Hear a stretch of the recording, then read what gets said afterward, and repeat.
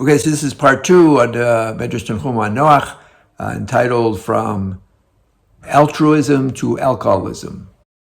And the Midrash really waxes poetic about how difficult it was for Noach to feed all the animals. He says he was bleeding from just the travail of staying up all night and different feeding times, and he was bit by a lion because his meal wasn't ready on time. And he's also called, tzaddik. He's referred to as a tzaddik, right? And that title you earn only when you are feeding the masses, like Yosef HaTzadik, who because of the storehouses in Egypt, he was able to feed the whole world. So here too, he was sustaining the whole world. The whole world was contained in the teva, and he was feeding them, and the animals and his family that joined him. So the altruism is for sure. The alcoholism is kind of a humorous story, the way the Midrash portrays it. He was coming, he was on the ark with his grapevines, and then when he got off, he started to plant, and the Satan, we'll just call it the Yetzer Hara, asked him, "What do you got there? What are you doing?" He says, "Well, I'm planting these things. It yields grapes." He says, "So what do you do with grapes?" "Oh, grapes, you make it into wine. It gladdens the heart." And the Satan got very excited. He said, "Gladdens the heart? That is amazing. I really want to help you with that. In fact, I will irrigate these grapevines for you." And so what did he do? According to the Midrash, the Satan slaughtered a lamb, a lion, a pig, and an ape, and used their blood to irrigate it. And you don't even have to guess what this analogy means, because the Midrash spells it out. That when you first start drinking, you feel as innocent as a lamb. I'm not doing anything. It's not gonna harm me. It's not gonna get out of control. And then you become a lion. You get more confidence, and you can speak. Your personality comes out, and you're really enjoying it. And then eventually, you could get to the level of a pig, where you're not so in control anymore, until it finally gets totally out of control, and you're in the realm of an ape, and no control. You don't even remember what's going on.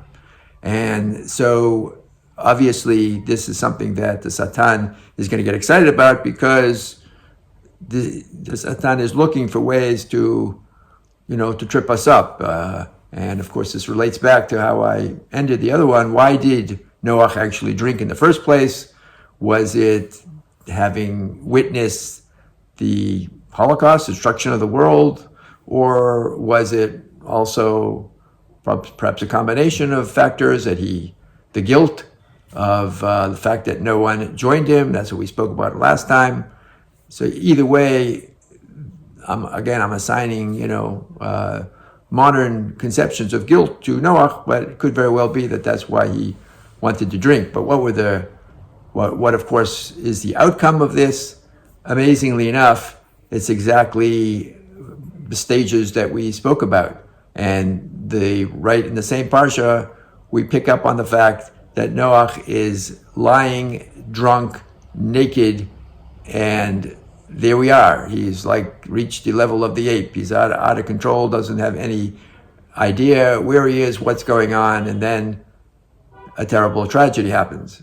So the response of the three sons of Noach, Shem, Ham, and Yafes, determined all the character of all the descendants, all the nations of the world, which the whole world descended from them, and all these nations took on a fate and a character based on how each of these sons dealt with the situation. Of course, we know that Ham says that he uncovered the nakedness of his father, which either means he had relations with him or he castrated him. The Midrash says that perhaps he didn't want his father to have any more children, and then the world would have to be divided up even more, and he would inherit less of the world. Whatever the reason, he, of course, some of his descendants were enslaved. And then you had Shem, which is, the Semites, and they got more of a spiritual reward. And Yafet is from the word Yafet. It's arts and science and architecture and beauty. That was the Greeks. That became their world. So the outcome was exactly as predicted of these stages of drunkenness. Have a good Shabbos.